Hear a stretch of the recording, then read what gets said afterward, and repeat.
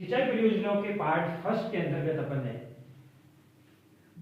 सिंचाई परियोजनाएं क्या होती हैं, बहुउद्देश्य परियोजनाएं क्या है। राजस्थान में बहुउद्देश्य परियोजनाएं दो प्रकार की है, जिसमें से एक नदी घाटी परियोजना है और दूसरी नहरी परियोजनाएं है।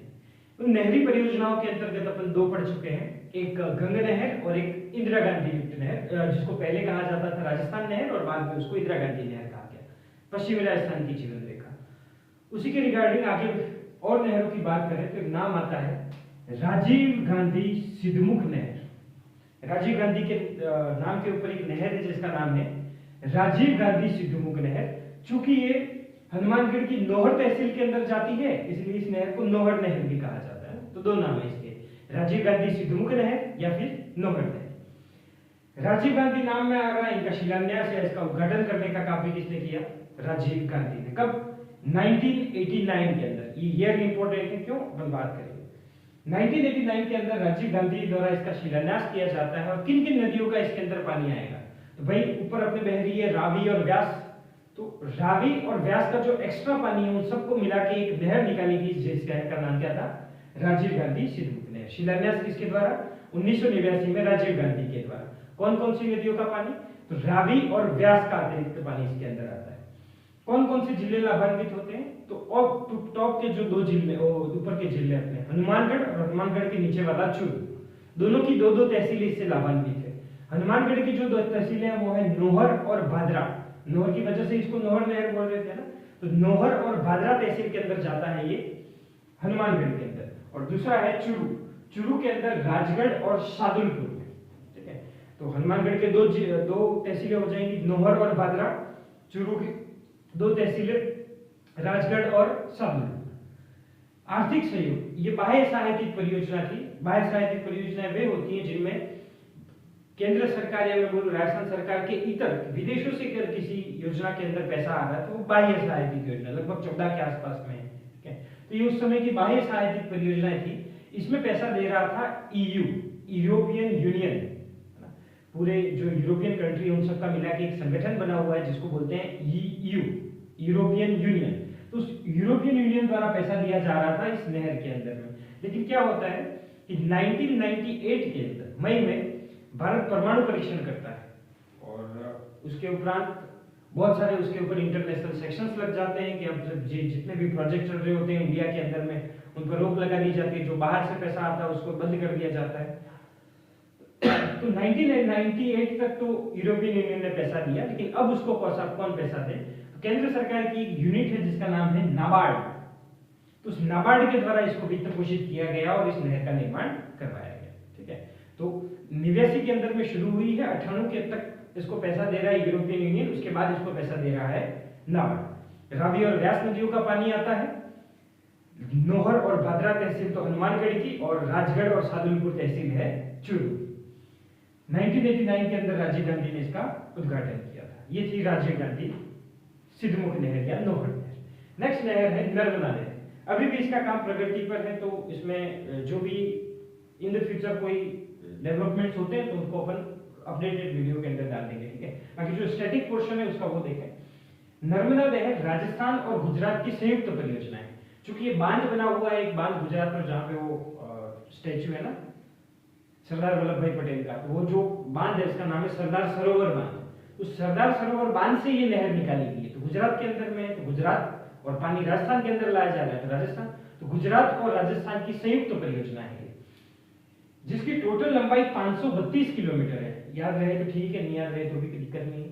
532 में से राजस्थान की इसकी जो लंबाई है इस नहर की वो है 74 किलोमीटर। नर्मदा नहर की राजस्थान में लंबाई कितनी? 74 किलोमीटर। दो जिलों के अंदर राजस्थान में आती है, एक जालोर और जालोर से होते हुए बाड़मेर। ठीक है, जालोर में सबसे पहले एंटर करती है, उस गांव का नाम है सीलू गांव। तो सीलू गांव जालोर से वो राजस्थान के अंदर प्रवेश करती है। टोटल 74 किलोमीटर है। जालोर ही इससे सबसे ज्यादा लाभान्वित होता है और उसके बाद बाड़मेर में जा रही है। तो बाड़मेर, तो एक थ्योरेटिकल क्वेश्चन इस प्रकार से आ सकता है कि भाई बाड़मेर वह जिला है जहां पर इंदिरा गांधी लिफ्ट नहर भी है और जहां पर नर्मदा नहर भी है। तो दो नहरों वाला जिला है बाड़मेर। ठीक है, अभी जो अपन ने पढ़ा था कि नई उपशाखा बनाई जा रही हो, गढ़वा रोड बाड़मेर तक जा रही थी मोहनगढ़ से। ठीक है, वही 2.46 लाख हेक्टेयर टोटल इसका सिंचित क्षेत्र है। टोटल एरिया जिसको ये सिंचाई उपलब्ध करवाएंगे वो एरिया कितना है? 2 3.46 लाख हेक्टेयर। और इस पर 3 लिफ्ट नहरें बनी हुई है, एक बनी हुई है बाड़मेर में, 2 बनी हुई है जालोर में। सांचौर जालोर के अंदर में है तो वो तो याद रह जाएगा। एक दूसरी जो जालोर के अंदर में उसका नाम है भादरेड़ा। तो पानेरिया, भादरेड़ा और सांचौर। पानेरिया तो है बाड़मेर में, भादरेड़ा है जालोर में और सांचौर भी है जालोर के अंतर्गत में। मेन बात यह है इसकी, यहां से इसका सबसे ज्यादा प्रश्न आता है कि यह भारत की पहली सिंचाई परियोजना है जिसके अंतर्गत स्प्रिंकलर या मैं बोलूं बूंद बूंद सिंचाई प्रणाली या फव्वारा पद्धति, ताकि पानी का लॉस ना हो जाता है ना। 2 प्रकार की प्रणाली होती है, बूंद बूंद करके अपन सिंचाई दे रहे हैं और एक होते फव्वारे लगा दिए अपन ने खेतों के बीच में। तो उस प्रणाली, अगर इस नहर से पानी लेना है तो वो लगाना ही पड़ेगा, ठीक है। तो भारत की पहली परियोजना जिसमें स्प्रिंकलर या फव्वारा, ड्रिप इरिगेशन, बूंद बूंद प्रणाली को क्या किया गया है, अनिवार्य किया गया। तो ये थी नर्मदा नहर। नेक्स्ट बात करते हैं, नेक्स्ट नहर है यमुना लिंक नहर। यमुना के नाम से राजस्थान में 2 नहर है ना, एक अभी प्रस्तावित है, पहले की जो बनी हुई उसको देखें। यमुना लिंक नहर, चूंकि ये हरियाणा वाले पार्ट से आती है, हरियाणा में एक जगह है गुड़गांव, इसलिए इसका नाम ही क्या पड़ा, गुड़गांव नहर। तो गुड़गांव नहर बोल दो, चाहे यमुना लिंक नहर बोल दो, या वर्तमान में इसको कहा जाता है पश्चिमी यमुना लिंक नहर। यमुना लिंक नहर पहले कहा जा रहा था, अब इसका एक और नाम दे दिया गया पश्चिमी यमुना लिंक नहर या गुड़गांव नहर। गुड़गांव से पता चल जाएगा कि हरियाणा और राजस्थान दोनों की संयुक्त परियोजना है। टोटल 53 किलोमीटर की ये परियोजना है। टोटल इसकी लंबाई कितनी है, 53 किलोमीटर। और ये गुड़गांव से होते हुए राजस्थान के 2 जिलों को ये पानी पहुंचाने का काम करेगी। पहले तो एक ही जिला था भरतपुर, लेकिन भरतपुर से अलग हुआ डीग, तो डीग भी लिख देते ना। तो डीग और भरतपुर इससे लाभान्वित है, किससे, पश्चिमी यमुना लिंक नहर या गुड़गांव नहर से, जो कि राजस्थान और हरियाणा की संयुक्त परियोजना है, 53 किलोमीटर लंबी। ठीक, नेक्स्ट है भरतपुर नहर। अब ये भी भरतपुर के लिए, डीग और भरतपुर के लिए नहर, ये भी यमुना से ही निकाली गई है। नाम क्या है, भरतपुर नहर, राजस्थान और यूपी की। ये यूपी से आ रही है ना, एक हरियाणा की तरफ से आ रही है राजस्थान में, और एक आ रही है यूपी की तरफ से। इसका नाम तो है भरतपुर नहर, इसका नाम है यमुना लिंक नहर, ठीक है। तो यमुना नदी, ये राजस्थान हरियाणा, तो ये राजस्थान यूपी, ये 53 किलोमीटर, तो भरतपुर नहर कितनी, 28 किलोमीटर, लगती है उसकी आधी कर दो, तो याद रखने के लिए कर सकते हैं, 53 का आधा 28, लगभग आसपास ही, ठीक है। तो भरतपुर नहर यमुना नदी पर है, राजस्थान यूपी के बीच की है, 28 किलोमीटर, जिसमें से राजस्थान में मात्र कितनी, 12 किलोमीटर। इस नदी की ये जो नहर है उसमें राजस्थान की लंबाई केवल 12 किलोमीटर है। एक ही जिला, या मैं बोलूं उससे अलग हुआ जिला, डीग और भरतपुर के अंदर में। तो ये लगभग 6 मील। यमुना लिंक नहर, गुड़गांव नहर या पश्चिमी यमुना लिंक नहर, राजस्थान और हरियाणा की, राजस्थान और यूपी की। यमुना नदी पर, नाम में यमुना, ये यमुना नदी पर, इसमें नाम नहीं पता चल रहा तो यमुना पर लिख दिया। 53 किलोमीटर, तो 28 किलोमीटर, जिसमें से 12 किलोमीटर राजस्थान में। डीग और भरतपुर इससे लाभान्वित होते हैं, इससे भी डीग और भरतपुर लाभान्वित होते हैं। नेक्स्ट नहर है जो कि प्रस्तावित है, यमुना नहर। अभी इसका नाम यमुना नहर ही रखा गया, हो सकता है आगे जाके इसका नाम बदल दिया जाए ना। प्रस्तावित है, फरवरी 2024 के बीच में एमओयू हुआ है राजस्थान और हरियाणा के बीच में, राजस्थान सरकार और हरियाणा सरकार के बीच में एमओयू हुआ है, और एमओयू पर हस्ताक्षर किए गए थे फरवरी 2024 के अंतर्गत में। अच्छा, राजस्थान वाले यमुना का पानी ले सकते हैं, ये कहीं न कहीं समझौता किया गया होगा, राज्यों के बीच में समझौते होते हैं पानी को लेकर। तो पहले समझौता किया जा चुका है 1994 के अंदर, मई 1994, जिसको अपन बोलते हैं यमुना जल समझौता, कि भाई हरियाणा राजस्थान को कितना पानी देगा, यूपी कितना देगा, राजस्थान यूपी को कितना देगा, ऐसे राज्यों के बीच में जल का बंटवारा कर रखा है। तो यमुना को लेकर जल का जो बंटवारा हो रखा है, जल समझौता हो रखा है, वो हो रखा है मई 1994 में। और उसमें कहा गया कि भाई ताजेवाला हेड, या मैं बोलूं हथीरीकुंड, जो कि हरियाणा के अंदर में, वहां से राजस्थान को टोटल 1917 क्यूसेक पानी की सप्लाई की जाएगी। कितनी, 1917 क्यूसेक जल की पानी की सप्लाई करनी है। तो एक नहर तो इससे पहले अपन बना चुके थे, एक और नहर हरियाणा से अपन ने निकाली, ताकि ये आंकड़ा अपना पूरा हो पाए, 1917 क्यूसेक का आंकड़ा पूरा हो पाए ना। अभी तक उतना पानी नहीं मिल रहा था अपने को, अभी समझौते के अंतर्गत में ही एक नहर अपन ने और बना दी, और उससे अपने को पानी मिलना शुरू हो जाएगा। कहां से आता है पानी, तो एग्जैक्ट जगह है ताजेवाला है, या मैं बोलूं हथीरीकुंड से, ठीक है। तो पहले अपन ने पढ़ी यमुना लिंक नहर या पश्चिमी यमुना लिंक नहर या गुड़गांव नहर, जो कि राजस्थान और हरियाणा की संयुक्त परियोजना है, 53 किलोमीटर इसकी लंबाई है। डीग और भरतपुर इससे लाभान्वित होते हैं, यमुना नदी पर बनी हुई है। दूसरी नहर है भरतपुर नहर, जो कि यमुना नदी पर है, राजस्थान और उत्तर प्रदेश के बीच की है, 28 किलोमीटर, जिसमें से राजस्थान की लंबाई है 12 किलोमीटर, डीग और भरतपुर से लाभान्वित होते हैं। और फिर बात करिए अपन ने यमुना नहर, जो कि अभी प्रस्तावित है। एमओयू हुआ है फरवरी 2024 के अंतर्गत में, किस किस के बीच में, राजस्थान और हरियाणा के बीच में। क्यों? क्योंकि मई 1994 के अंदर में यमुना जल समझौता हो रखा है, जिसमें से कहा गया कि ताजा वाला हेड या हथेली कुंड से राजस्थान को 1917 क्यूसेक पानी की सप्लाई की जाएगी। उसी के तत्वाधान अपन ने ये एमओयू साइन करा है। इससे लाभ होगा शेखावटी, ये बात भूल गए थे अपन। शेखावटी के जो जिले हैं सीकर और झुंझुनू, जो बेसिकली मेन एरिया उसका है, वो इससे लाभान्वित होगा। 2 चरणों के अंतर्गत एक परियोजना चलाई जाएगी। इसके पहले चरण, पहले पानी पहुंचा दो, पहले लोगों को पानी पहुंचा दो, फिर खेतों को पानी पहुंचा दो ना। तो पहले फेज के अंतर्गत में पेयजल है और दूसरे फेज के अंतर्गत में सिंचाई परियोजनाओं का निर्माण, नहरों वगैरह का निर्माण किया जाएगा। इसका उद्देश्य क्या है?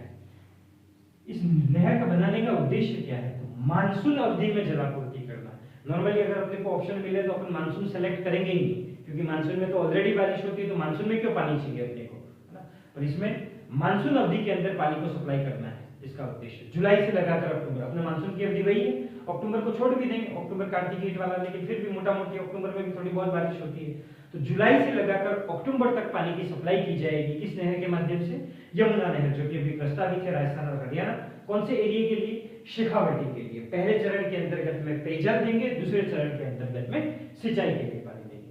ये थी यमुना नहर। नेक्स्ट है रामजल सेतु लिंक परियोजना, आरएसएलपी। पहले इसको ईआरसीपी ही बोलते थे, ईस्टर्न राजस्थान कैनाल प्रोजेक्ट, पूर्वी राजस्थान नहर परियोजना। लेकिन इसका नाम बदल के अब रख दिया गया है आरएसएलपी, रामजल सेतु लिंक परियोजना। अच्छा, इसमें जो राम आ रहा है, इस राम का मतलब क्या है? रा से राजस्थान और म से मध्य प्रदेश, कुछ भी जोड़ तोड़ के नाम रख देते हैं ना। तो राम जल सेतु लिंक परियोजना, ये राजस्थान और मध्य प्रदेश सरकार के बीच की।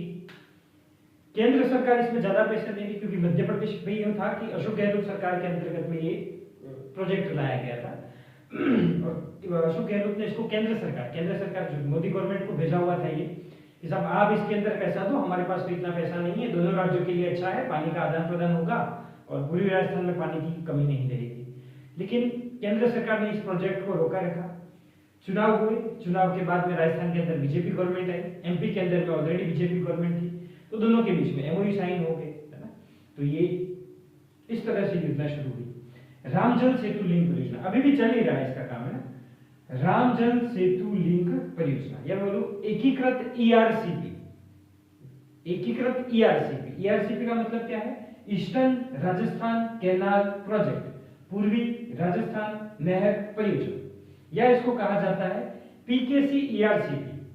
पी मतलब पार्वती, के का मतलब काली सिंध, सी का मतलब चंबल, तीनों प्रमुख नदियां, ईस्टर्न राजस्थान कैनाल प्रोजेक्ट। ठीक है, ये तो उसके नाम ही हो गए, चाहे इसको रामजल सेतु लिंक परियोजना बोल दो, चाहे इसको पीकेसी या ईआरसीपी बोल दो, या इसको एकीकृत ईआरसीपी बोल दो। क्या है इस प्रोजेक्ट के अंदर में किया क्या जाएगा? तो चंबल की जो सहायक नदियां हैं, अब चंबल चूंकि मध्य प्रदेश से आती है, तो मध्य प्रदेश को अपने को लेना ही पड़ेगा साथ में, है ना। इसलिए केंद्र सरकार, राजस्थान और मध्य प्रदेश तीनों की ये परियोजना हो चुकी है। चंबल की जो सहायक नदियां हैं, मेन अपन ने पढ़ा था कि भाई ट्रिक से याद करा था अपन ने, क्या था, घोड़ा पछाड़ वाली ट्रिक थी ना। आज गुस्से में माँ पापा ने काले घोड़े पर बार बार चाकू से वार किया, ये सारी सहायक नदियां पढ़ी थी अपन ने चंबल की। आज गुस्से में माँ पापा ने काले घोड़े पर चाकू से वार किया, तो उन्हीं में से कुछ सहायक नदियां जैसे कुनू, कुराल, पार्वती, काली सिंध और मेच, 5 सहायक नदियां नहीं है चंबल की। कौन कौन सी? कुनू, कुराल, पार्वती, काली सिंध और मेच, ये जो चंबल की सहायक नदियां हैं, इनका जो एक्स्ट्रा पानी है वो राजस्थान की लोकल नदियों को दो। कौन कौन सी राजस्थान की लोकल नदियां? बनास, बाणगंगा, मोरेल, ये पार्वती है, ये पार्वती है, ये पार्वती, कालीसिंध और गंभीर, राजस्थान की लोकल नदियां हैं, है ना। तो ये जो चंबल की सहायक नदियां, उनका जो भी एक्स्ट्रा पानी वो राजस्थान की नदियों को दो, ताकि राजस्थान में पानी की सप्लाई नहीं बने, और जगह जगह पर उधर पे बांध बना दो ताकि पानी ठहरा रहे, भूमिगत जल स्तर ऊपर रहे, लोगों को पानी की समस्या ना हो। तो लिखने का आ जाए इसके बारे में तो अपन लिख सकते हैं कि रामजल सेतु लिंक परियोजना राजस्थान की महत्वाकांक्षी परियोजना है, जिसके अंतर्गत चंबल की सहायक नदियां कुनू, कुराल, मेज, कालीसिंध और पार्वती का अतिरिक्त पानी या अधिशेष जल बनास, बाणगंगा, मोरेल, पार्वती, कालीसिंध और गंभीर नदियों के अंतर्गत वितरित किया जाए। ठीक है, तो कुनू, कुराल, पार्वती, काली सिंध और मेच जो कि चंबल की सहायक नदियां हैं, उनका एक्स्ट्रा पानी अपने को कहाँ देना है? बनास में, बाणगंगा में, मुरैर में, पार्वती में, कालीसील में और गंभीर में। भाई 5 से निकालो और 6 में 2, उधर से याद रख सकते हो। 5 सहायक नदियों से निकालो, चंबल की सहायक नदियों से और राजस्थान की 6 नदियों को पानी दो। ठीक है, जैसा कि मैंने बताया कि केंद्र सरकार, राज्य सरकार और मध्य प्रदेश तीनों की ये परियोजना है। अब ये केंद्र प्रायोजित योजना हो गई। पहले यूं था कि राजस्थान सरकार अपने स्तर पर प्रदर्शन कर रही थी, लेकिन जब केंद्र में भी मोदी बीजेपी की सरकार, राज्य में भी बीजेपी और मध्य प्रदेश में भी बीजेपी, तो केंद्र सरकार की योजना इसको बना दिया गया, जिसमें इस योजना में जितना भी खर्च होता है उसका 90% केंद्र सरकार के द्वारा वहन किया जाएगा। 90% अंशदान किसका है? केंद्र सरकार का। बचा 10 और 10, ये 5-5 होगा, दोनों राज्य मिला के 10% देंगे। तो ये इसकी पूरी रहेगी कि भाई 90% पैसा केंद्र सरकार देगा और 10%, इसमें से 5% राजस्थान सरकार दे दे, 5% मध्य प्रदेश सरकार दे दे। उस तरह का इसमें अंशदान की व्यवस्था की गई। कब एमओयू कब साइन हुआ? भाई राजस्थान और मध्य प्रदेश और केंद्र सरकार के बीच में एमओयू साइन होगा। तो वो एमओयू साइन कब हुआ? तो वो एमओयू साइन हुआ 28 जनवरी 2024 को। 28 जनवरी 2024 को, जब बीजेपी की सरकार आ चुकी थी, तो 28 जनवरी 2024 को केंद्र सरकार की तरफ से कौन सा मंत्रालय इसको देखेगा? जल शक्ति मंत्रालय। राजस्थान सरकार और मध्य प्रदेश सरकार, उन तीनों के बीच में MOU, memorandum of agreement, MOU, MOU समझते हैं? Memorandum of agreement, MOU. तो वो एमओयू साइन होता है जल शक्ति मंत्रालय, राजस्थान और मध्य प्रदेश के बीच में। और इसका जो ड्राफ्ट है कि भाई किस राज्य को कितना पानी दिया जाएगा, इसमें कितना किसका योगदान रहेगा, क्या है, उसका जो ड्राफ्ट है वो मोदी आए थे उस समय पे दादिया गांव जयपुर में, तो राज्यों को उसका ड्राफ्ट सौंप दिया ना। तो उस समय हालांकि करंट अफेयर का था, अब नहीं पूछेंगे, तो पूछ रहे तो भी अपने को ध्यान होना चाहिए। इसका जो एमओयू का जो एग्रीमेंट था, उसका जो ड्राफ्ट था, वो मोदी ने सौंपा था दादिया गांव जयपुर में। ठीक है, केंद्र सरकार को भी, राज्य सरकार, दोनों राज्यों को अपना एग्रीमेंट सौंपा। इससे कौन कौन से जिले लाभान्वित होंगे? टोटल कितने जिले? बात कर रहे हैं अपन पूर्वी राजस्थान की, तो पूर्वी राजस्थान के जिले ही होंगे इससे लाभान्वित। उनकी संख्या कितनी है? तो 17 जिले इससे लाभान्वित होंगे और मध्य प्रदेश के 13 जिले। ठीक है, तो ये बड़ा प्रोजेक्ट है। इंदिरा गांधी नहर परियोजना के बाद सेकंड जो अपना सबसे बड़ा प्रोजेक्ट है वो यही है, नदियों के मामले में, पानी के मामले में। ठीक है, तो इंदिरा गांधी ये आरएसएलपी के अंतर्गत में राजस्थान के 17 जिले लाभान्वित हैं और मध्य प्रदेश के 13 जिले लाभान्वित हैं। टोटल इसका सिंचाई का एरिया कितना रहेगा, कितने एरिया को सिंचाई उपलब्ध करेगा? तो राजस्थान और मध्य प्रदेश दोनों को मिला के 4.03 लाख हेक्टेयर, या 4 लाख हेक्टेयर ही बोलो तो 03 नहीं बोलो तो लगभग 4 लाख हेक्टेयर के अंदर में ये सिंचाई उपलब्ध करवाएगा, जिसमें आधी से भी ज्यादा 2.51, 4 का आधा 2 होता है, 2 से भी ज्यादा है 2.5 है, तो 2.5 लाख हेक्टेयर को ये राजस्थान में सिंचाई उपलब्ध करवाएगा। इस 2.51 में से 2.31 तो अपन फव्वारा पद्धति से सिंचाई उपलब्ध करवाएंगे, अनिवार्य अभी तक नहीं किया गया है, लेकिन फव्वारा से होगी, इसका ड्राफ्ट की परियोजना चली रही है अभी। तो 2.31 तो अपन उपलब्ध करवाएंगे फव्वारा पद्धति से, 2.51 में से 2.31 तो बचा 20, 30, तो जो 30 या 20 के आसपास, 20 से 30 के आसपास में अपन अपशिष्ट जल से करवाएंगे। अपन अपशिष्ट जल होता है, उसको शुद्धिकरण से अपन इसको, इस चीज को करवाएंगे। ठीक है, तो सिंचाई टोटल कितनी? 4 लाख हेक्टेयर। राजस्थान में कितनी सिंचाई? 2.51 लाख हेक्टेयर। इसमें से 2.21 या 2.31 लाख हेक्टेयर अपन कहां से? फव्वारा पद्धति से, और ये 2.21 होगा फिर, है ना, और 30,000 हेक्टेयर के आसपास में अपन अपशिष्ट जल के शोधन से सिंचाई उपलब्ध करवाएंगे। इससे केवल सिंचाई करवाना ही इसका उद्देश्य नहीं है, क्योंकि ये बहुउद्देशीय परियोजना है, तो पेयजल सप्लाई का भी इसका उद्देश्य है, और इससे लगभग 3.25 करोड़ लोगों को पानी पहुंचाया जाएगा पेयजल के रूप में। कितने लोगों को? 3.25 करोड़ लोगों तक पानी पहुंचाया जाएगा। और इस परियोजना के तहत राजस्थान में कुल 5 बैराज और 2 बांध बनाए जाएंगे, जिसमें से कुछ बन चुके हैं और कुछ बनने बाकी हैं। यहाँ से अभी लेटेस्ट जो प्रश्न आते हैं वो यहाँ से आते हैं कि कौन कौन से बांध इसके तहत बनाए जा रहे हैं, कौन कौन से बैराज बनाए जा चुके हैं, कौन कौन से बन चुके हैं, है ना। तो ये अपने लिए इसमें मेन सेक्शन रहेगा कि राजस्थान में टोटल बैराज कितने बनाए जा रहे हैं? 5। बांध कितने बनाए जाएंगे? 2। तो 5 तो बैराज है और 2 क्या है? बांध। वापस देखें, पहले इसका नाम था ईआरसीपी, बाद में कर दिया एकीकृत ईआरसीपी, फिर अपने इसको बोलने लगे रामजल सेतु लिंक परियोजना, फिर इसको बोलने लगा Parvati, Kali Sindh, Chambal eastern Rajasthan canal project. क्या है इस योजना के अंदर? चंबल की जो सहायक नदियां हैं, कुनू, कुराल, मेज, काली सिंध, पार्वती, उनका जो एक्स्ट्रा पानी है उसको बनास, बाणगंगा, मोरेट, गंभीर, पार्वती, काली सिंध उसके अंतर्गत अपने को वितरित करता है। योगदान किस किस का रहेगा? केंद्र सरकार की तरफ से जल शक्ति मंत्रालय 90% पैसा देगी और राज्य दोनों मिला के 10% देंगे। ठीक है, 90-5-5 का इसके अंतर्गत रेशो रहेगा। एमओयू कब हुआ? तो 28 जनवरी 2024 को एमओयू साइन हुआ जल शक्ति मंत्रालय, राजस्थान सरकार और मध्य प्रदेश के बीच में। इसका ड्राफ्ट मोदी ने सौंपा दादिया गांव जयपुर के अंदर में। दोनों राज्यों को ड्राफ्ट सौंप दिया कि भाई ये करना है तुमको इस योजना के तहत। ठीक है, इससे जो कुल लाभान्वित जिले हैं वो राजस्थान में है 17, सारे पूर्वी जिले हैं ना, पूर्वी जिले सारे काउंट कर सकते हैं अपन, और मध्य प्रदेश के अंतर्गत 13 जिले। टोटल 3.25 करोड़ लोगों को पानी पहुंचाया जाएगा। अच्छा, कुल जो सिंचित क्षेत्र है वो है 4 लाख हेक्टेयर। उस 4 लाख हेक्टेयर में से राजस्थान में कितना? तो 2.51 लाख हेक्टेयर। वो 2.51 लाख हेक्टेयर जो है उसमें से 2.12 लाख हेक्टेयर अपन फव्वारा पद्धति से करेंगे, और जो बचा 30 लाख हेक्टेयर 30,000 हेक्टेयर सॉरी, उस 30,000 हेक्टेयर को अपन अपशिष्ट जल के शोधन से करेंगे। ठीक है, और इसके तहत अपन कुल 5 बैराज बनाएंगे और 2 क्या बनाएंगे? अब देखते हैं कौन कौन से अपन इसके अंतर्गत बैराज बनाएंगे और कौन कौन से बांध बनाएंगे।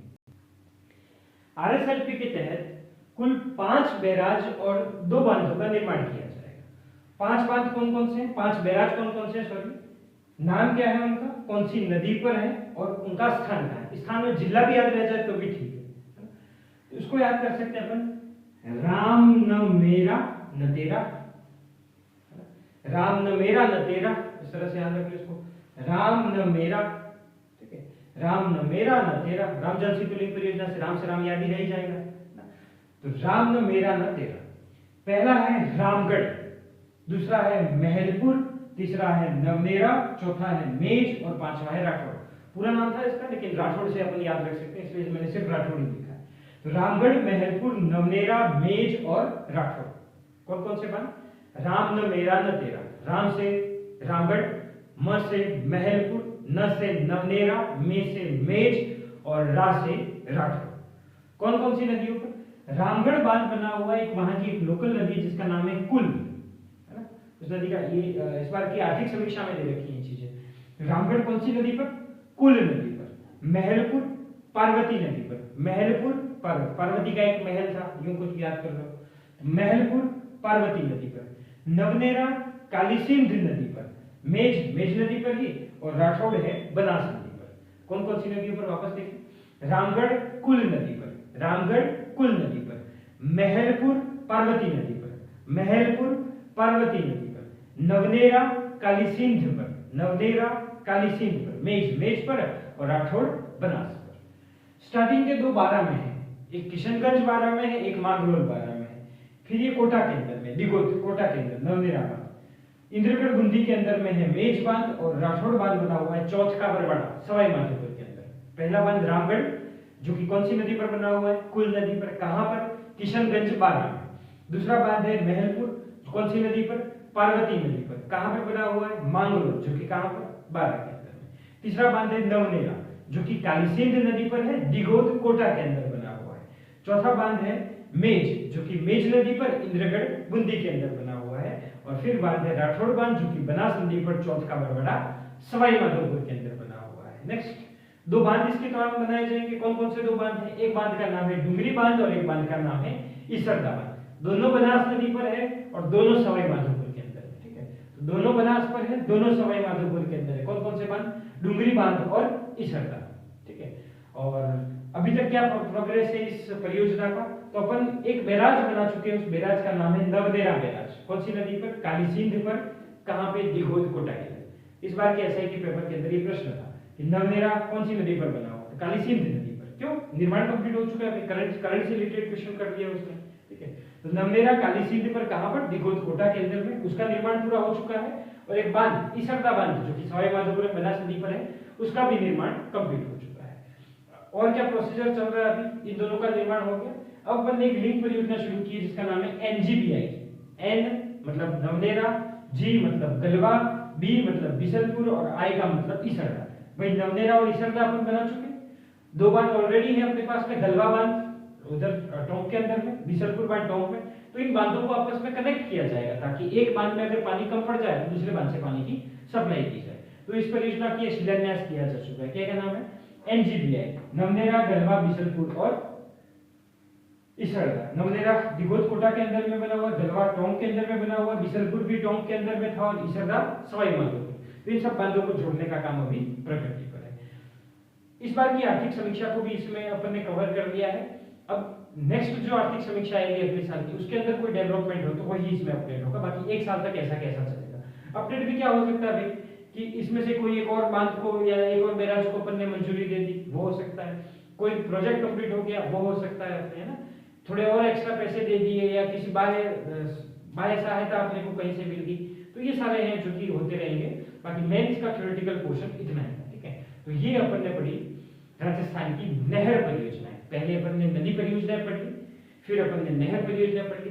अब इस टॉपिक के अंदर बचा है अपने सिर्फ और सिर्फ आर्थिक समीक्षा वाला पार्ट, जिसमें आर्थिक समीक्षा के अनुसार भाई वर्तमान में कौन कौन सी बृहद परियोजनाएं चल रही है, कौन कौन सी मध्यम परियोजनाएं चल रही है, कौन कौन सी लघु सिंचाई परियोजनाएं चल रही है, कौन कौन सी सरकार की योजनाएं हैं जो कि जल संरक्षण के लिए, इन बांधों के लिए बनाई गई है।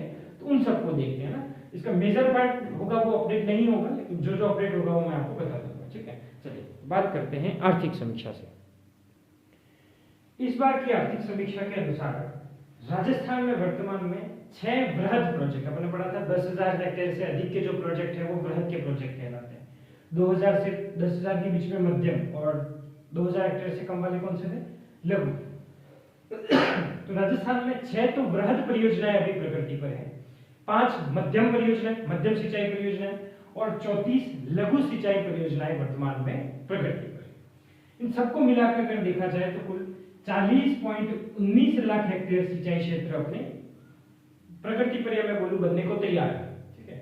अगर ये प्रोजेक्ट जब कंप्लीट हो जाएंगे, ये प्रोजेक्ट टोटल एरिया कितना कवर करेंगे तो 40.19 लाख हेक्टेयर क्षेत्र में सिंचाई करेंगे। कौन कौन से? 6 बृहद प्रोजेक्ट, 5 मध्यम प्रोजेक्ट और 34 लघु प्रोजेक्ट। 6 बृहद प्रोजेक्ट कौन कौन से हैं? तो एक नर्मदा नहर जो कि अभी काम चल ही रहा है अपने, तो नर्मदा नहर बृहद प्रोजेक्ट के अंदर में है। एक नर्मदा नहर है, 2 माही पे है, 2 धौलपुर के अंतर्गत में है, ऐसे याद रख सकते हैं इसको, और एक परवन झालावाड़ के अंदर। 2 इंडिविजुअल याद रखो। नर्मदा नहर जिसका काम चल रहा है अभी, ठीक है। एक है परवन परियोजना जो कि झालावाड़ के अंतर्गत में है, मुख्यतः झालावाड़ में, बाकी 1-2 पे और भी है। तो परवन परियोजना जो कि कहां पर स्थित है? झालावाड़ के अंदर में। बाकी 2 माही की है और 2 धौलपुर के अंतर्गत में। एक नर्मदा, एक परवन, 2 माही की और 2 धौलपुर की। ऊपरी उच्च स्तरीय नहर, माही पर एक नहर बनाई जा रही, अपर हाई लेवल कैनाल, है ना। अपर हाई लेवल कैनाल कहां पर? माही के ऊपर। एक है पीपलखुट हाई लेवल कैनाल, एक तो एक का नाम ही सिर्फ ऊपरी उच्च स्तरीय नहर है, माही पर ही है, और एक के नाम में पीपलखुट है। पीपलखुट उच्च स्तरीय नहर, दोनों माही नहर की तरह। जो ऊपरी उच्च स्तरीय नहर है वो बांसवाड़ा के अंतर्गत स्थित है, और एक बांध है जो कि माही के ऊपर बना हुआ जिसका नाम है सैडल बांध। उस सैडल बांध से जो बांसवाड़ा की कुछ तहसील है, जैसे मैं बोलूं बागीदोरा है, उनको पानी सप्लाई करने का काम किया जाएगा इससे सैडल बांध से। कौन सा प्रोजेक्ट? ऊपरी उच्च स्तरीय कैनाल प्रोजेक्ट, जो कि कौन सी नदी पर? माही पे बांसवाड़ा। दूसरा पीपलखुट उच्च स्तरीय नहर। तो ये जो पीपलखुट उच्च स्तरीय नहर है वो प्रतापगढ़ के अंतर्गत में, और क्या किया जाएगा? जो माही डैम बना हुआ उस माही डैम का दाहिने किनारे से पानी को मोड़ा जाएगा और जाखम बांध जो कि प्रतापगढ़ में है वहां पे पानी को ले जाया जाएगा। तो एक से तो बागीदोरा में पानी लेके जा रहे हैं बांसवाड़ा के अंदर, और जो पीपलखुट वाला है उसमें जाखम के अंदर पानी लेके जा रहे हैं माही से, जो माही बांध बना हुआ उसके दाहिने छोर से। धौलपुर के अंदर 2 प्रोजेक्ट है। एक तो है धौलपुर लिफ्ट नहर। ये जो धौलपुर लिफ्ट नहर है उस पर भी सूक्ष्म सिंचाई को अनिवार्य किया गया है, जिस प्रकार नर्मदा में। तो ये अपने जितने भी अपने लेटेस्ट प्रोजेक्ट बन रहे हैं वो सारे सूक्ष्म सिंचाई पर ही है, लेकिन अनिवार्य अगर कहीं पे किया गया है तो नर्मदा पर और एक दूसरा धौलपुर पर। धौलपुर लिफ्ट नहर पर माइक्रो इरिगेशन या सूक्ष्म सिंचाई यानी फव्वारा पद्धति और इस ड्रिप इरिगेशन को अनिवार्य किया गया है। साथ ही इसका जो बांध बनाया जाएगा उस बांध के पानी पर अपन सोलर प्लेटें डाल देंगे तो सौर ऊर्जा का भी उत्पादन किया जाएगा। तो उस नदी के उस बांध के जल के ऊपर अपन सौर ऊर्जा संयंत्रों की भी स्थापना कर रहे हैं। कितने मेगावाट की? तो 30 मेगावाट अपन एनर्जी इससे प्रोड्यूस करेंगे। और एक है कालीतीर लिफ्ट परियोजना। तो जो कालीतीर लिफ्ट परियोजना है वो भी कहां पर? धौलपुर में। तो धौलपुर लिफ्ट नहर और कालीतीर दोनों धौलपुर में, पीपलखुट अपर हाई लेवल कैनाल और अपर हाई लेवल कैनाल बांसवाड़ा के अंदर, एक बांसवाड़ा एक प्रतापगढ़, एक परिवहन परियोजना जो कि झालावाड़ में है और नर्मदा परियोजना जो कि अपन ने पढ़ा है राजस्थान और गुजरात दोनों की संयुक्त परियोजना है। ठीक है, तो ये 6 परियोजनाएं अपनी वर्तमान में प्रगति पर है। अब बात करते हैं 5 मध्यम सिंचाई परियोजनाओं की। नेक्स्ट बात करते हैं 5 जो मध्यम सिंचाई परियोजना दे रखी है वो कौन कौन सी है? तकली, गरदड़ा, अंधेरी, हथियादे और गागरी। इन सब के नाम इधर भी अपन कवर कर देंगे, बस ये पता होना चाहिए कि ये मध्यम सिंचाई परियोजना है। तकली कहां पर? कोटा में। ये याद करने की जरूरत नहीं क्योंकि उसको अपन यहाँ पे ट्रिक से याद कर लेंगे। ठीक है, अपने को सिर्फ नाम याद करने की कौन कौन सी मध्यम सिंचाई परियोजना है। तकली, गरदड़ा, अंधेरी, हथियादे, गागरी। तकली, गरदड़ा, अंधेरी, हथियादे और गागरी। कौन कौन सी? तकली, गरदड़ा, अंधेरी, हथियादे और गागरी। तकली कोटा में है, गरदड़ा बूंदी में है, अंधेरी बारां में है, हथियादे बारां में है और गागरी झालावाड़। मतलब मध्यम सिंचाई परियोजना सारी हाड़ौती के अंदर में। कोटा, बूंदी, बारां, झालावाड़। कोटा में है तकली, बूंदी के अंदर है गरदड़ा, बारां के अंदर में 2 है, अंधेरी और हथियादे, और झालावाड़ के अंदर में है गागरी। गागरोन, गागरोन से ही गागरी याद करके झालावाड़, गागरोन झालावाड़ में, गागरोन है ना, तो ये तो याद रह जाएगा। अंधेरी और हथियादे दोनों 12 में। कौन कौन सी? अंधेरी और हथियादे दोनों 12 में। बूंदी में है गरदड़ा और कोटा में है तकली। अब जो 34 जो लघु सिंचाई परियोजना है उसके साथ में जिला वाइज अपन बाकी सारी सिंचाई परियोजनाओं को एक साथ देख लेते हैं ना। याद भी रखना है क्योंकि इससे सीधे प्रश्न आते हैं कि निम्नलिखित सिंचाई परियोजना कहां पर संचालित है, तो उन सबको एक साथ देख लें। क्योंकि हाड़ौती में सबसे ज्यादा है तो हाड़ौती को ही पहले देख लिया जाए। तो हाड़ौती के अंदर में कौन कौन सी सिंचाई परियोजना है? उसमें से कोटा के अंदर नवनेरा, हरिश्चंद्र, गोपालपुरा, तकली, सावन, भादो और आलड़ी। इसको ऐसे ही याद रखना है। नवनेरा, हरिश्चंद्र, गोपालपुरा, तकली, सावन, भादो, आलड़ी। नवनेरा, हरिश्चंद्र, गोपालपुरा, तकली, सावन, भादो और आलड़ी। बूंदी में झिकझैक सागर, जैत सागर, गुड़ा, गरदड़ा, चाकण, मिर्च। झिकझैक सागर, जैत सागर, गुड़ा, गरदड़ा, चाकण और मिर्च। झिकझैक सागर, जैत सागर, गुड़ा, गरदड़ा, चाकण और मिर्च। कोटा में नवनेरा, हरिश्चंद्र, गोपालपुरा, तकली, सावन, भादो, आलड़िया। बूंदी में झिकझैक सागर, जैत सागर, गुड़ा, गरदड़ा, चाकण और मिर्च। नेक्स्ट 12 में अंधेरी, बैथली, ल्यासी, हथियादे। अंधेरी, बैथली, ल्यासी, हथियादे। अंधेरी, बैथली, ल्यासी, हथियादे। जिसमें से अंधेरी उधर पढ़ लिया अपन ने, हथियादे उधर पढ़ लिया, इधर गरदड़ा पढ़ लिया था, इधर तकली पढ़ लिया था, सॉरी। नवनेरा तो उसके तहत अपने ईआरसीपी के तहत। चलिए फिर है झालावाड़। झालावाड़ को ऐसे याद रखें। मनोहर जाला भीमराज ने, मनोहर जाला भीमराज ने, मनोहर जाला भीमराज ने गागरोन के पत्ते पर, गागरोन के पीपल पर, बोलो गागरोन के पीपल पर काली चोली छापी रे। मनोहर जाला भीमराज ने गागरोन के पीपल पर काली चोली छापी रे। क्या क्या? मनोहर जाला भीमराज ने गागरोन के पीपल पर काली चोली छापी रे। मनोहर से हो जाएगा मनोहर थाना, जाला से हो जाएगा झालावाड़, मनोहर जाला भीम, भीम से हो जाएगा भीमसागर, राज से राजगढ़। मनोहर जाला भीमराज ने गागरोन के पीपल पर, गागरी, पिपलाद, परवन, काली चोली छापी रे, काली सिंध, चोली, छापी और रेवा। तो ये थे हाड़ौती के अंदर। कुछ और सिंचाई परियोजना की बात करें, सवाई माधोपुर में है इसरदा, पीपलदा। इससे पहले अपन ने जो झालावाड़ के अंदर पढ़ा था वो क्या था? पीपलाद। ये है पीपलदा। तो इसरदा, पीपलदा दोनों सवाई माधोपुर में। इसरदा, पीपलदा और एक अपन पहले पढ़ के आ चुके इंदिरा गांधी लिफ्ट नहर। इंदिरा गांधी नहर अलग है, इंदिरा गांधी लिफ्ट नहर अलग है। तो इंदिरा गांधी लिफ्ट नहर कहां पर है? सवाई माधोपुर। और इंदिरा गांधी नहर कहां पर है? तो पूरा पश्चिमी राजस्थान हो गया अपना। तो इसरदा, पीपलदा और इंदिरा गांधी लिफ्ट नहर कहां पर? सवाई माधोपुर में। दूसरा में माधो सिंह एक करके एक व्यक्ति है जो कि रेडियो पर झिरमिली और चिरमिली गाना सुनता है। माधो सागर रेडियो में चिरमिली झिरमिली सुनता है। माधो सागर, रेडियो सागर, चिरमिली, झिरमिली और मोरे, मोरे न डूंगरपुर में, मोरे ल दूसरा।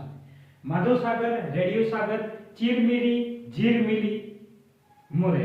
उदयपुर में 2 जल सुरंगें अपन पढ़ चुके थे साबरमती पर, सेई और देवास या मोहनलाल सुखाड़िया या मानसी बागर। सोम कागदर बांसवाड़ा अपने उदयपुर में है, सोम, कमला, आंबा डूंगरपुर में, एक दो टिड्डी डैम और एक मदार डैम। कौन कौन से उदयपुर में? सही, देवास, ये दोनों जल सुरंग है। सोम का अंतर उदयपुर में, सोम, कमला, आंबा डूंगरपुर में, टिड्डी डैम और मदार डैम। बांसवाड़ा में अनाज परियोजना, अनाज नदी उधर आती है मध्य प्रदेश से, ठीक है। चित्तौड़गढ़ में ओराई और गंभीरी, चित्तौड़ में ओराई और गंभीरी। प्रतापगढ़ में कौन सी परियोजना? पीपलखुट परियोजना। भरतपुर में है बंद बारेठा, जो कि कुकुंद नदी पर है। एक बार प्रश्न आ चुका है तो उसने लिखा भरतपुर में बंद बारेठा, वो तो पता ही, बंद बारेठा कुकुंद नदी पर बना हुआ है। डूंगरपुर में सोम, कमला, आंबा, भिखाबाई सागवाड़, कड़ाना बैकवाटर। भीलवाड़ा में मेजा, मेज अलग जगह पर है, मेजा, मेज अपन ने बुंदी में पढ़ा था, चाकड़ मेज, कुनुकुरा चाकड़ मेज वगैरह। मेजा कोठारी नदी पर भीलवाड़ा में। खारी भी भीलवाड़ा में, अडवाण जो कि मानसी नदी पर बना हुआ है, ये भी भीलवाड़ा के अंदर। कौन कौन से? मेजा, खारी, अडवाण, भीलवाड़ा। मेजा, खारी, अडवाण, भीलवाड़ा। अजमेर में है नारायण सागर, जिसको अजमेर की जीवन रेखा भी अपन बोलते हैं। अजमेर में नारायण सागर। सिरोही में सुकली सेलवाड़ा, बत्तीसा नाला। सिरोही, सुकली सेलवाड़ा, बत्तीसा नाला। सिरोही, सुकली सेलवाड़ा और बत्तीसा नाला। जालोर में बांकली और बांडी सेंदरा। बांकली और बांडी सेंदरा कहां पर? जालोर। बांकली, बांडी सेंदरा, जालोर। करौली में पांचना और चूही दे। करौली में पांचना दे हम पढ़ के आ चुके हैं, पांचना मान एक और याद रखना है, चूली दे, कहां पर? करौली। टोंक में टोरडी सागर, गलवा डैम और बिसलपुर, ये भी तीनों पढ़ चुके हैं। धौलपुर में पार्वती, पार्वती डैम या पार्वती नहर। धौलपुर लिफ्ट, रामसागर और कालीतीर। कालीतीर अपन पढ़े थोड़ी देर पहले पढ़ी थी, धौलपुर भी पढ़ी थी। पार्वती और रामसागर याद रखनी है, ठीक है।